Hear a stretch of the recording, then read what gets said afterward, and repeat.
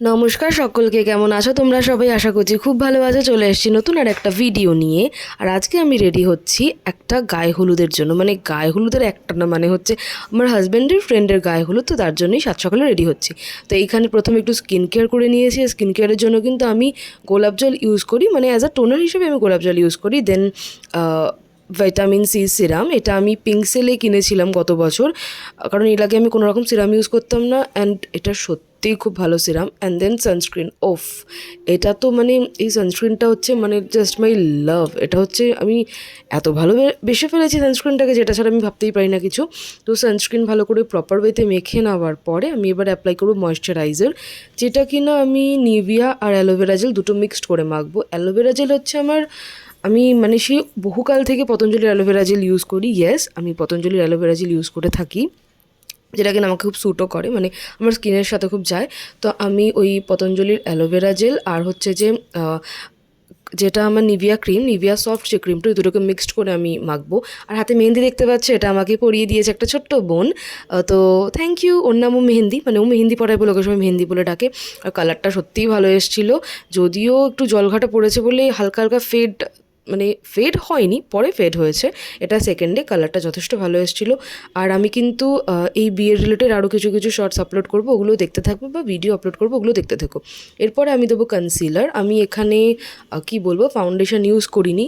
আমি এখানে রেডি হচ্ছি, মানে আমি মেকআপ করছি আমি আমার মনের মতন। মানে আমি কিন্তু মেকআপ অত ভালো পারি না, আমি যেরকম পারি আমি সেভাবেই রেডি হচ্ছি। তো এখানে আমি ফাউন্ডেশন ইউজ করিনি, ডিরেক্ট কনসিলার দিয়ে দিয়েছিলাম। আর তারপরে ইউজ করব এই মেবলিনের ফিটমি কম্প্যাক্ট পাউডারটা। দেন আস্তে আস্তে মেকআপ হবে। আর বলে দিই যে আমি কিন্তু এর আগে একটা ডান্স পারফরমেন্স, মানে যেটা ওই যে খালাসির যে সংটা, ওটার কিন্তু আমার একটা শর্টস ছাড়া আছে। ওটা কিন্তু আমি আমার এই যে আমার হাজব্যান্ডের যে ফ্রেন্ডের হালদি, ওতে কিন্তু পারফর্ম করেছিলাম, মানে সঙ্গীতে ওটা পারফর্ম করেছিলাম আমি। আর এই দেখো লিপ বামটাই দিতে ভুলে গেছি, তো ওটাই এখন দিয়ে নিচ্ছি অনেক লেটে। তো এবার আমি আইব্রোটা ড্র করবো, আর আমি ইউজ করবো এই ব্রাউন কালারটা, কারণ ব্ল্যাকটা ইউজ করলে না ভূতের মতো লাগে, খুব বাজে লাগে। তো তাড়াতাড়ি আমি আইব্রোটা ড্র করে ফেলবো। আইব্রো ড্র হয়ে গেছে, এরপর আমি ইউজ করবো কাজল।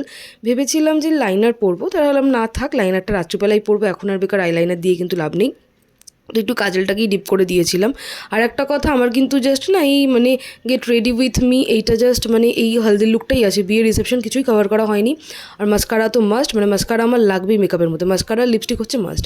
আর আমি কি করবো এবারে, আমার কাছে লিপ লাইনার নেই।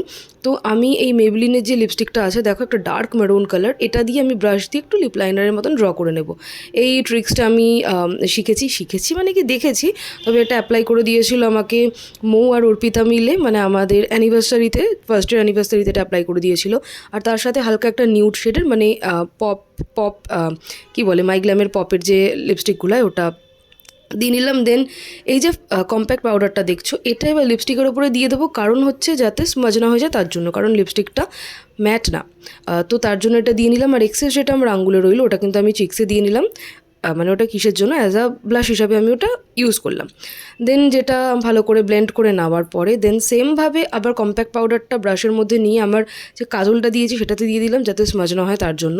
এবারে চুলটাকে কম করে নেব, বেশি ক্যাত মারবো না, কারণ যেহেতু কেরাটিন করিয়েছি চুলটা মোটামুটি এখন স্ট্রেটই আছে। আমি চেষ্টা করছিলাম মায়ের থেকে না দুটো আর্টিফিশিয়াল মানে গোলাপ নিয়ে এসেছিলাম লাগাবো বলে, একটা রেড একটা হোয়াইট। তো রেডটা লাগাইনি, তো হোয়াইটটা ট্রাই করেছিলাম।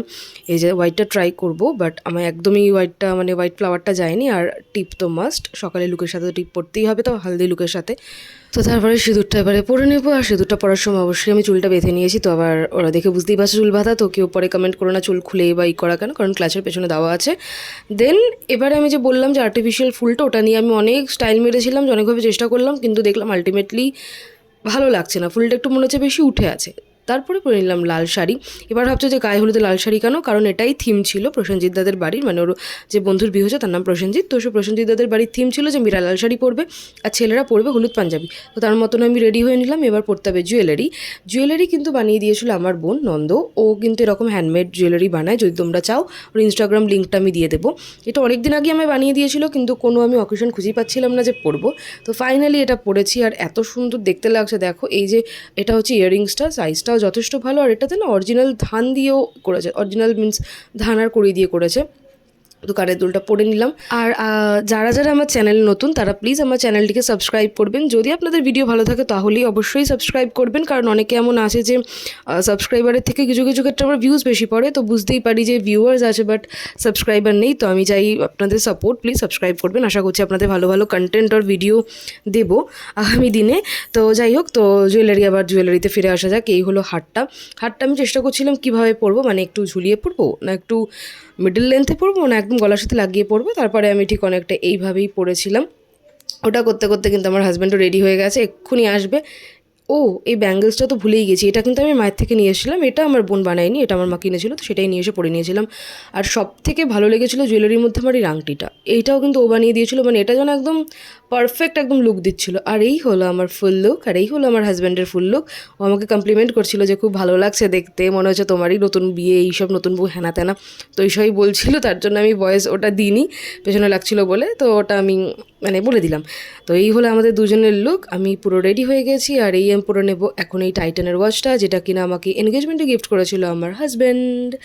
তো মোটামুটি আমি রেডি হয়ে গেছি এবার যাওয়ার জন্য। তো এই হলো আমার ফুল লুক, আর দেখে নাও আমাদের দুজনের full look. Thanks for watching, bye. চলে আসবো নতুন একটা ভিডিও নিয়ে, ততক্ষণ পর্যন্ত সবাই ভালো থাকুন, সুস্থ থাকুন, টাটাও।